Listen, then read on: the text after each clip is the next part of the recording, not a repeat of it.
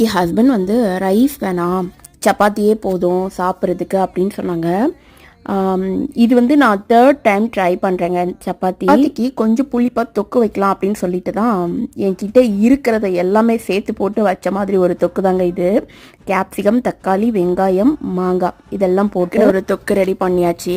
பசங்க காலையில் தோசைக்கு சாப்பிட்டுக்கலாம் அப்படிங்கிற மாதிரி ஃபைனாக சாப் பண்ணி பொரியல் தான் பண்ணியிருந்தேங்க, தேங்காய் பூ போட்டு. இந்த பொரியலும் ஃபர்ஸ்ட் டைம் ட்ரை பண்ணுறேங்க.